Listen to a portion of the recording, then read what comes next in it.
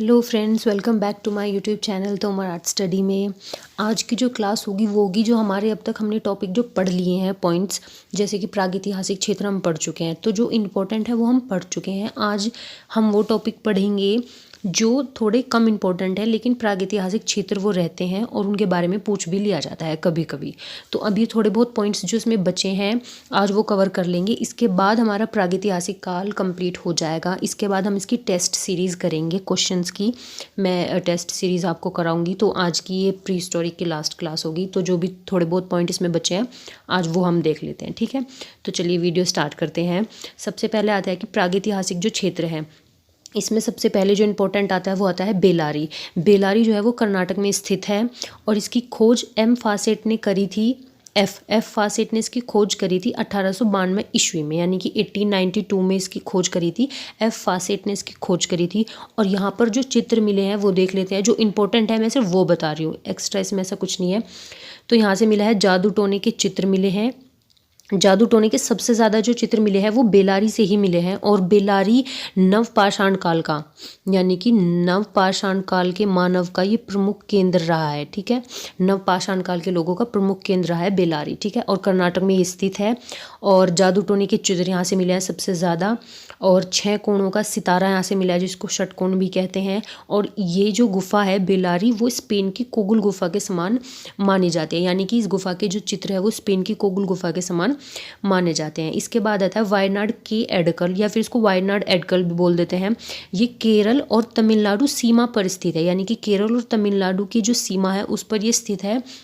और इसकी भी खोज एफ फासेट ने ही करी थी 1901 में, यानी कि 1901 ईस्वी में इसकी खोज करी थी एफ फासेट ने। और इस पे यहाँ से जो मिला है वो मिला है 4 कोणों का सितारा। यहाँ से 6 कोणों का मिला है, यहाँ से 4 कोणों का सितारा मिला है, ठीक है। इसमें कंफ्यूज मत हो जाना, याद रखना कि बेलारी से मिला है 6 कोणों का सितारा और वायनाड के एडगल से मिला है 4 कोणों का सितारा, ठीक है। इसमें अभी कुछ पॉइंट और है, वो नेक्स्ट पेज पे देख लेते हैं अभी हम। इसके बाद आता है यहाँ पर वायनाड के एडगल में जो मिला है वो मिला है मनुष्य के सिर पर टोपी पहने हुए इनको चित्रित किया गया है। और काले व लाल रंग की चौखटें मिली हैं, यानी कि दरवाजे पर जो चौखट बनी होती है ना, जिसको हम दरवाज़ा बोलते हैं आज के टाइम में, वो जो चौखट होती है नीचे की, जो गेट के जो सामने का जो एरिया होता है नीचे वाला, जो चौखट होती है, उसको काले और लाल रंग से यहाँ पर रंगा हुआ मिला है वायनाड की एडकल गुफा में, ठीक है। और मनुष्य के सिर पर टोपी पहने हुए चित्रित किया गया, ठीक है। इसके बाद आता है बिल्ला सरगम। बिल्ला सरगम जो है वो तमिलनाडु में स्थित है और यहाँ से हड्डी निर्मित हथियार, यानी कि हड्डी से बने हुए हथियार यहाँ से मिले हैं। हड्डी को काट कर या फिर उनको घिस कर कुरेद कर उनसे हथियार बनाए गए हैं, यानी कि भाला, तलवार, इस टाइप से जो हथियार बनाए गए हैं वो है हड्डी से बने हुए हथियार, ठीक है, जो बिल्ला सरगम से मिले हैं। और जादू टोने के चित्र यहाँ से मिलते हैं, ठीक है। लगाया जा सकता है कि जादू टोने पर भी वो विश्वास रखते थे या जादू टोने की चीज़ों का भी वो कुछ इस्तेमाल करते थे, तो उस टाइप से जादू टोने के जो चित्र है वो मिले हैं बिल्ला सरगम से, ठीक है। इसके बाद आता है चक्रधरपुर, जो ये बिहार में स्थित है। और यहाँ से लेटी हुई और शिकार करती हुई आकृतियाँ यहाँ से मिली है, ठीक है। लेटी हुई यानी कि विश्राम करने की मुद्रा में उनको दिखाया गया है, और शिकार करती हुई आकृतियाँ भी यहाँ से चित्रित मिली है। और बिल्ला सरगम में एक पॉइंट ये भी है कि यह गुफा जो है वो नवपाषाण काल की मानी गई है। और स्वर्गीय राज्ञ राघव ने इसको नवपाषाण काल का बताया है, ठीक है। और जो चक्रधर जो है ये बिहार में स्थित है और इसमें लेटी हुए शिकार करती हुई आकृतियाँ मिली है, और इसको भी नवपाषाण काल का बताया जाता है, ठीक है। लेकिन इसको कहा है असित कुमार हल्दर ने, असित कुमार हल्दार या हल्दर ने इसको कहा है नवपाषाण काल की गुफा, ठीक है। इसके बाद आता है अलानिया नदी की घाटी, ये राजस्थान के कोटा में स्थित है, ठीक है। कोटा में, राजस्थान के कोटा में ये स्थित है। और यहाँ से गेरुए रंग से चित्र मिले हैं, और इस गुफा के चित्रों को सीता मांडना कहा जाता है, ठीक है। सीता मांडना, या यहाँ से जो चित्र मिला है वो गेरुए रंग में चित्रित है, ठीक है। इसके बाद देख लेते हैं हम नेक्स्ट पेज पर। इसके बाद आता है मंदसौर। मंदसौर जो है वो मध्य प्रदेश की पहाड़गढ़ पहाड़ियों में मंदसौर जिले के मोरी नामक स्थान पर 30 पहाड़ी गुफा चित्रित मिली है, यानी कि मोरी नामक स्थान है, यानी कि मोरी गांव का नाम है, वहाँ से मिले हैं। मंदसौर जिला है, पहाड़गढ़ पहाड़ियाँ हैं और मध्य प्रदेश में स्थित है, ठीक है।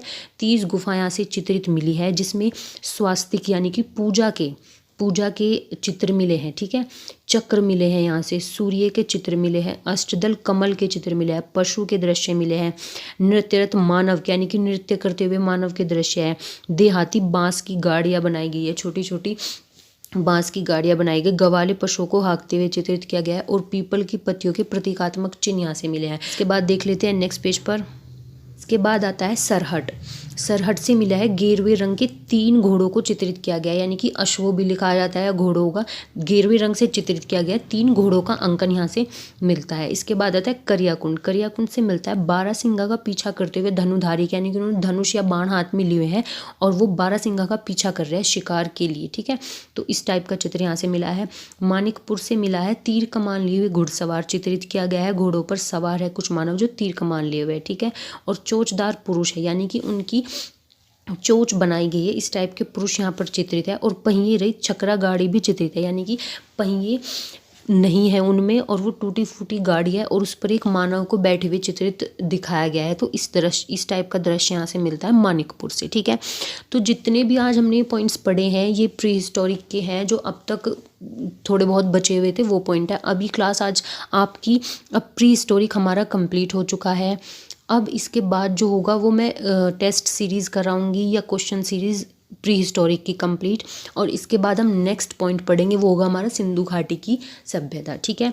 तो आज की ये क्लास बस इतनी है, मिलते हैं नेक्स्ट क्लास में। और इस क्लास से रिलेटेड जो भी आपको PDF चाहिए या ये मतलब स्लाइड आपको चाहिए तो वो आपको मेरे टेलीग्राम चैनल पर मिल जाएगी। टेलीग्राम चैनल का लिंक मैं डिस्क्रिप्शन बॉक्स में डाल दूँगी, आप वहाँ जाकर चेक कर सकते हैं, ठीक है।